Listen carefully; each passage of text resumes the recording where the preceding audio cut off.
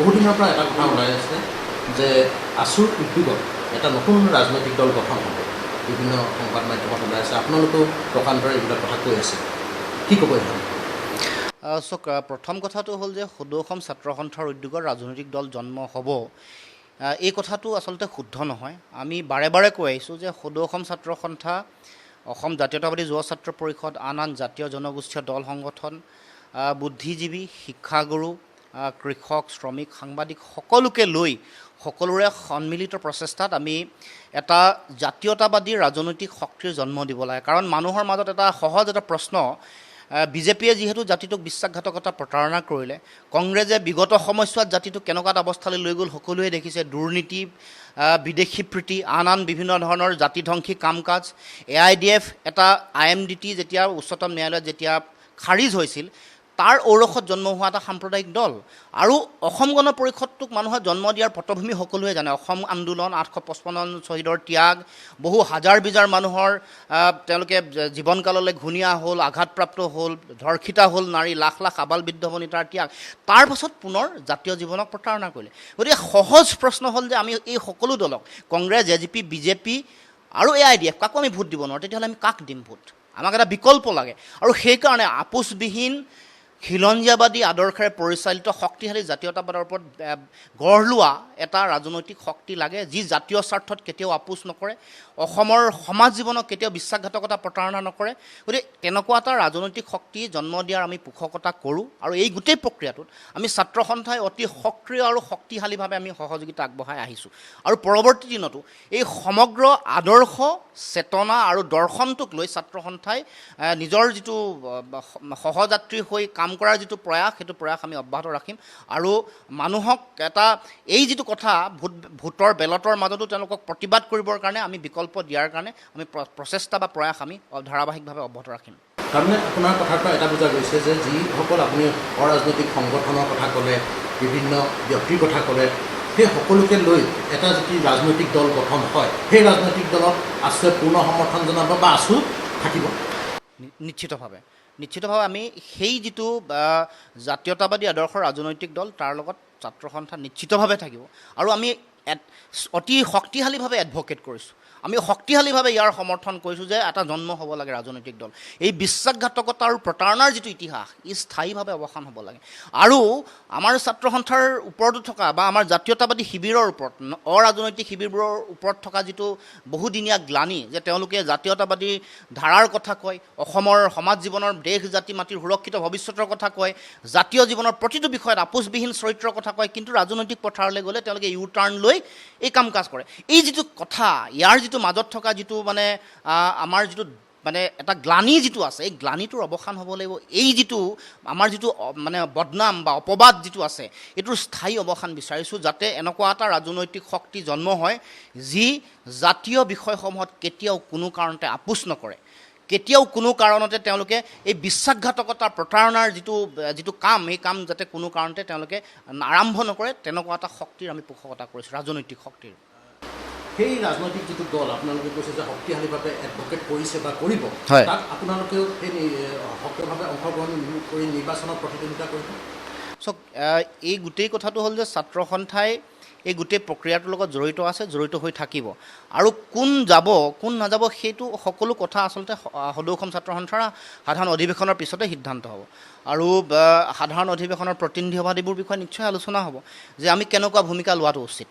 অসমৰ সামাজিক ৰাজনৈতিক ভৱিষ্যত, সুৰক্ষিত অসম আৰু অসমীয়া মানুহৰ ভৱিষ্যত, ভাষা সংস্কৃতি, সামাজিক ৰাজনৈতিক অধিকাৰ এইবোৰ সুৰক্ষা দিবলৈ, কাৰণ গোটেই বিষয়বোৰ ৰাজনৈতিক বিষয় আৰু ৰাজনৈতিকভাৱেই আমি এই বিষয়বোৰৰ সমাধান সূত্ৰ উলিয়াব লাগিব। গতিকে কেনেকুৱা ধৰণৰ ভূমিকা হোৱাটো উচিত সেই সম্পৰ্কত নিশ্চয় আলোচনা হ'ব।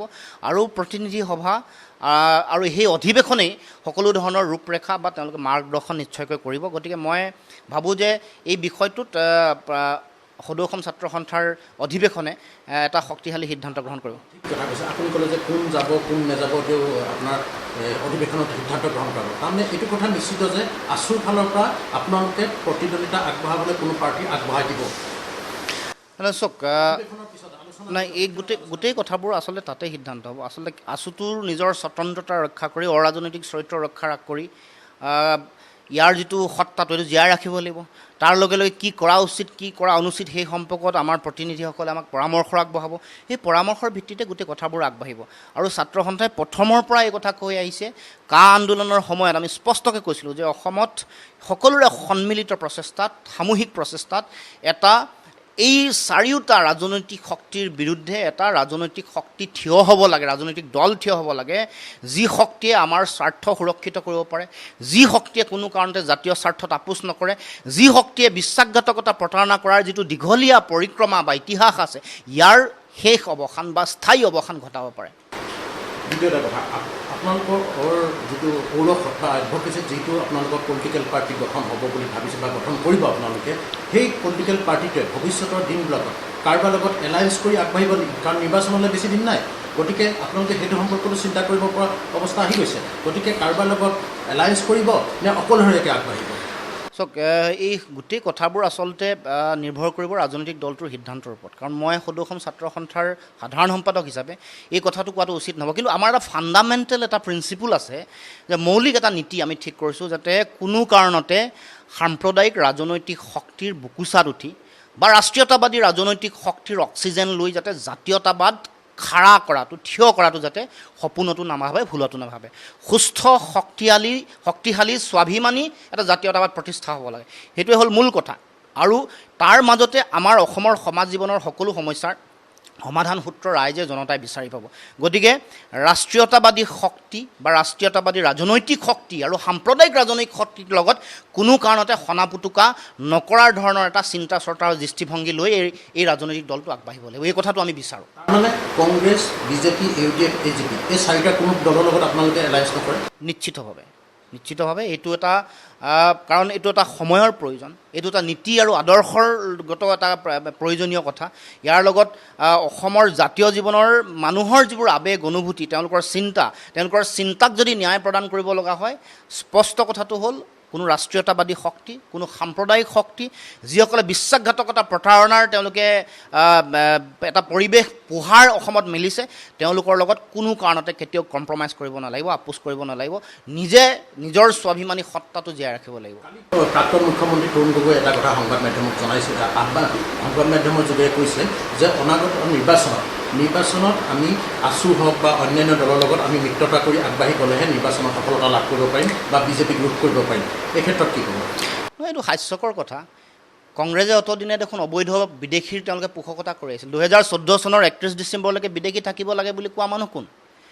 বিভিন্ন সময়ত চিটিজেনশ্বিপ এমেণ্ডমেণ্ট বিলৰ তেওঁলোকে বিভিন্ন ধৰণৰ সংশোধনীৰ কাম কাজত তেওঁলোকেতো আত্মনিয়োগ কৰিছিল। তাৰমানে তেওঁলোকে যিটো প্ৰস্তাৱ আগবঢ়াইছে কংগ্ৰেছৰ ফালৰ পৰা এলায়েন্সৰ কাৰণে, যদিও ৰাজনৈতিক দল গঠন হোৱা নাই, তথাপিও আছু উদ্যোগত যিটো গঠন হ'ব ৰাজনৈতিক দল, তেওঁলোকে মিত্ৰতাৰ প্ৰস্তাৱ আগবঢ়াইছে, সেইটো আপোনালোকে নহয়, এইটো হাস্যকৰ কথা। কোনো কাৰণতে কেতিয়াও হ'ব নোৱাৰে। আৰু দ্বিতীয় কথাটো হ'ল যে কংগ্ৰেছ আৰু বিজেপিৰ মাজত কোনো চৰিত্ৰগত পাৰ্থক্য নাই। তেওঁলোকেও বিদেশীক আনি ইয়াত সংস্থাপিত কৰিব খোজে।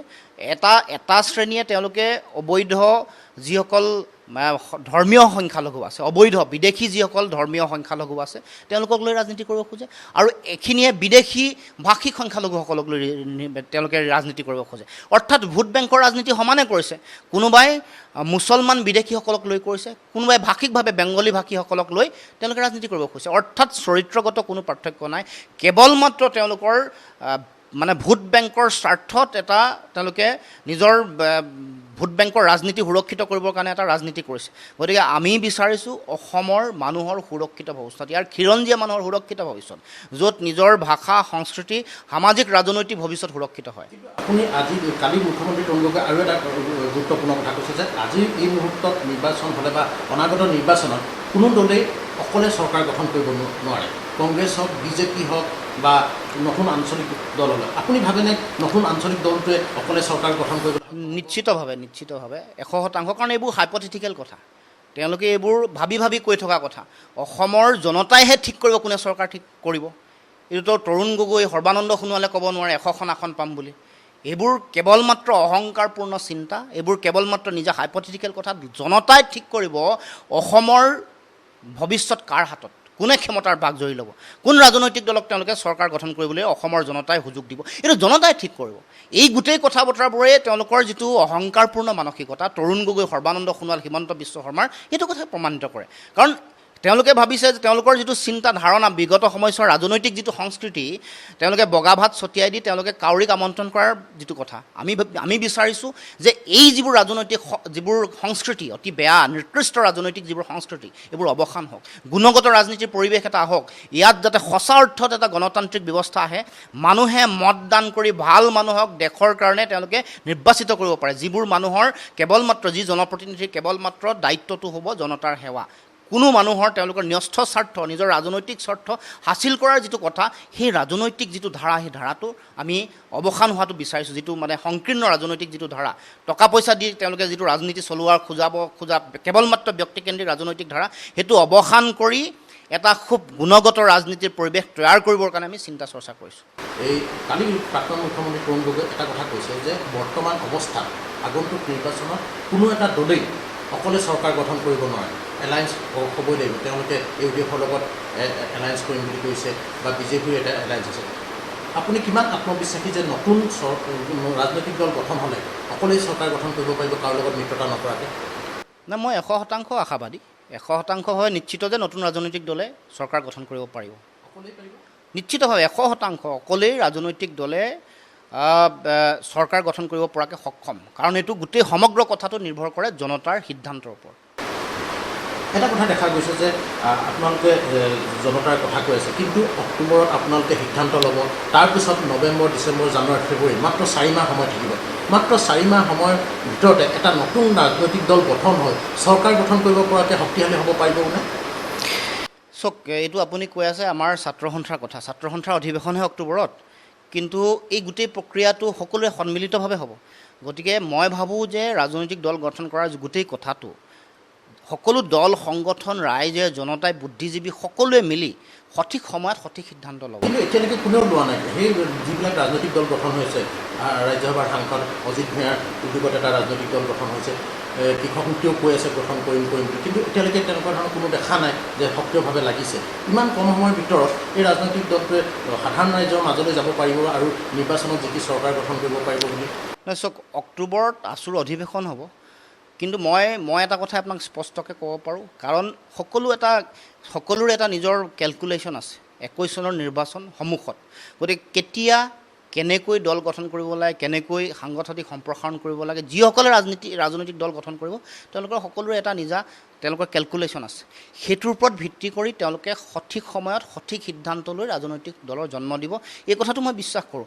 আৰু এই কথাও ঠিক যে সেই সঠিক সময়ত তেওঁলোকে আৰম্ভ কৰা ৰাজনৈতিক দলে ৰাইজৰ আশীৰ্বাদ লৈ ৰাইজৰ সহযোগিতা লৈ তেওঁলোকে নিশ্চিতভাৱে চৰকাৰ গঠন কৰিব পাৰিব।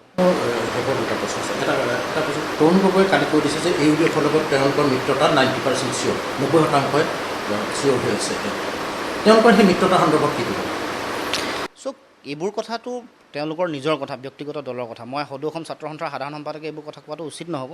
কিন্তু আমাৰ যিটো ৰাজনৈতিক শক্তিৰ জন্ম হ'ব, এই ৰাজনৈতিক শক্তিটোৱে এটা কথাই খালি তেওঁলোকে মনত ৰাখিব লাগিব যে কোনো কাৰণতে যাতে সাম্প্ৰদায়িক শক্তিৰ লগত সনাপুটোকাৰ নকৰে, কোনো কাৰণতে যাতে ৰাষ্ট্ৰীয়তাবাদী শক্তিৰ লগত তেওঁলোকৰ অক্সিজেন লৈ তেওঁলোকে আগ নাবাঢ়ে। গতিকে এই বাকী আন যিবোৰ ৰাজনৈতিক কথা সেইবোৰ কথা ৰাইজে বিচাৰ কৰিব, সকলোৱে কোনে কাৰ লগত মানে তেওঁলোকে এলায়েন্সত গৈছে, কি কাম কৰিছে, এই গোটেই কথাবোৰ ৰাজনৈতিক দলৰ কথা বতৰাবোৰ ৰাইজে বিবেচনা কৰি তেওঁলোকে সঠিক সিদ্ধান্ত ল'ব। যদি আছু অধিৱেশনৰ ক্ষেত্ৰত সিদ্ধান্ত লোৱা হয় যে আপোনাৰ কথা কোৱা হয় যে লুৰিণজ্যোতি গগৈ নিৰ্বাচন খেলিব লাগে, আপুনি খেলিব? চাওক, সকলো ধৰণৰ কথা, এইবোৰ সকলো কথাই আচলতে সময়ত নিৰূপণ হ'ব। মই আচলতে কি কৰিম, মই ছাত্ৰ সন্থাত থাকিম নে মই বেলেগ এটা সমাজৰ বেলেগ এটা ক্ষেত্ৰলৈ মই গুচি যাম, সেই সকলো কথা বতৰা অধিৱেশনত আৰু সময়তহে নিশ্চিত হ'ব। গতিকে আজিৰ দিনটোত এটাই কথা ক'ব পাৰে যে আছুৰ অধিৱেশনে আমাৰ পৰৱৰ্তী দিনৰ ৰণকৌশল আৰু সকলো ধৰণৰ কথা বতৰা অধিৱেশনে সকলো ধৰণৰ সিদ্ধান্ত গ্ৰহণ কৰিব। ব্যক্তিগত কথাটো নাই, এইটো এটা সামূহিক বিষয়, এটা কালেক্টিভ ছাত্ৰ সন্থাৰ এটা কালেক্টিভ এটা সিদ্ধান্ত হয় সেইমতে, কাৰণ এতিয়া আপুনি একো ক'ব নোৱাৰে, কাৰণ সময়ত সকলো কথা সিদ্ধান্ত হ'ব।